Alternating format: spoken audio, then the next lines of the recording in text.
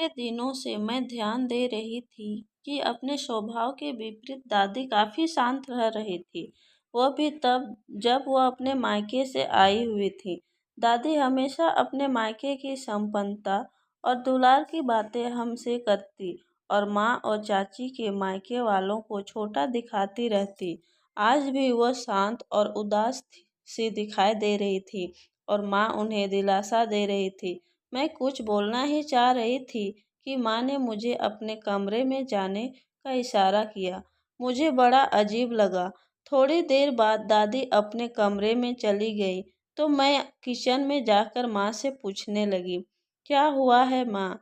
दादी आजकल इतनी चुप सी क्यों है? और तुम्हें और चाची को कुछ बोल क्यों नहीं रही है? माँ ने मुझे बाद में बताने का बोल वापस मुझे अपने कमरे में जाने को बोल दिया। मैं वापस कमरे में आ गई और अपनी किताब लेकर बैठ गई, पर मेरा ध्यान पूरी तरह दादी के ऊपर ही चला गया था। दादी अपने पिता की इकलौती और अपने परिवार में सबसे बड़ी थी। इधर दादाजी भी सबसे बड़े थे। मायके की लाडली तो थी ही, ससुराल में भी काफ़ी मान आदर था। दादा दादाजी घर से कमाओ बेटे थे तो घर बाहर में उनकी तूती बोलती थी। मायके की इकलौती बिटिया होने के कारण उनके पिता ने अपनी संपत्ति का वारिस बेटी दामाद को ही बनाना चाहते थे, पर दादाजी ने उनकी संपत्ति लेने से मना कर दिया। तो दादी के पिताजी ने अपने भाई के बच्चे को गोद ले लिया ताकि उनकी बेटी का मायका भी आबाद रहे और मायके में पूछ बनी रहे, पर होने को तो कुछ और ही मंजूर था। दादी के बाबूजी और माँ के मरने के बाद भाई भतीजे दादी से कन्नी काटने लगे। उन्हें डर लगने लगा कि वह अपने पिता की संपत्ति में दावा कर सकती है। दादाजी को जब ये बात पता चली तो उन्होंने उन लोगों को विश्वास दिलाने के लिए दादी से संपत्ति कानूनन भतीजे को दे देने की बात कही। दादी की इच्छा तो ना थी, पर मायके में मान सम्मान बना रहे, इसलिए दादी ने चुपचाप कागज पर साइन कर दिए। कुछ दिनों तक तो दादी को काफ़ी मान सम्मान मिला, पर दादाजी के मौत के बाद उनके भतीजे शंभू ने साफ नजरें फेर ली। दादी को कभी ज़रूरत नहीं पड़ी मायके की संपत्ति की तो उन्होंने भी इस बात को ज़्यादा तूल ना दिया, पर हमेशा हम बच्चों और माँ चाची से अपने मायके की संपन्नता का जिक्र करती रहती थी। हम बच्चों के लिए तो ये सब परियों की कहानियों की तरह ही होता, पर माँ और चाची खुद को काफ़ी छोटा समझती अपनी सासू माँ के सामने। दादी के मायके के गांव में एक नया मंदिर बना था। दादी काफ़ी दिनों से उस मंदिर में दर्शन के लिए जाना चाह रही थी। 2 दिन पहले ही पापा और माँ उन्हें लेकर दर्शन कराने गए थे, पर जब से वह आई है काफ़ी दुखी और खोई खोई सी है। थोड़ी देर में माँ जब मेरे कमरे में दूध का गिलास देने आई तो मैं माँ को झुंझलाते हुए बोली, क्या राज छुपा रही हो माँ? बताओ भी दादी इतनी दुखी क्यों है? क्या हुआ है आखिर? माँ आकर मेरे कमरे में बैठ गई, फिर बोली, आज दादी के दिलो दिमाग से अपने मायके के होने का भी भ्रम मिट गया है। दुनिया की किसी भी बेटी के साथ कभी ऐसा ना हो। माँ भी दुखी हो गई। मैं बोली, लेकिन हुआ क्या माँ? माँ दुखी स्वर में बोली, उस दिन जब हम दादी के गांव पहुँचे तो 10 बज चुके थे। तो तेरे पापा बोले, पहले मंदिर दर्शन कर लो, फिर वापसी में नानी के घर दादी का मायका चलेंगे।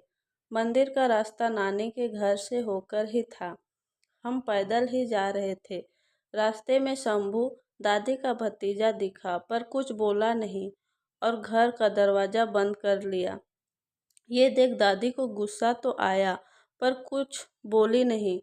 सोचा अगल बगल का कोई पड़ोसी दिखेगा तो बुलाएगा ही, पर सब दादी को देखकर मुंह फेरते गए। गली के मोड़ पर उनका एक भतीजा और दिखा। वह उससे कुछ बोलना चाह रही थी तो वह तुनकते हुए बोला, जब सारी संपत्ति का मालिक शंभू है तो वही ना आपको इज्जत देगा। हम क्या कर सकते हैं? तेरी दादी को काफ़ी दुख पहुंचा। जिस संपत्ति को उन्होंने और दादाजी ने कभी अहमियत ही नहीं ना दी, उसे उस उसने ही उनका मायका वीरान कर दिया। इन सब बातों को दिल से लगाए हम लोगों ने मंदिर में जाकर दर्शन किए। तब तक 11:15 हो चुके थे। तेरे पापा को कुछ काम था तो वो 10 मिनट में आने का बोल हमें मंदिर में छोड़कर निकल गए थे। हम मंदिर के अंदर ही बैठे तेरे पापा का इंतजार करने लगे। पापा को कुछ देर हो गई, तब तक 12 बज चुके थे।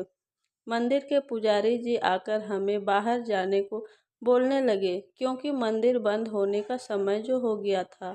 मैं जब दादी को मंदिर से बाहर चलने को बोली तो वह वहीं फूट फूट कर रोने लगी और बोली, आज मायका की हर चीज़ मुझे मेरे परायेपन का एहसास करा रही है।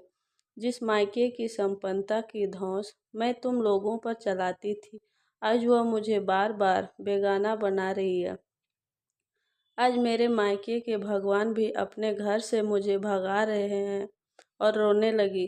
थोड़ी देर में पापा आ गए और फिर हम अगली बस से घर चले आए। इसी वजह से तेरी दादी इतनी दुखी है। मैं सारा किस्सा सुन रही रह गई।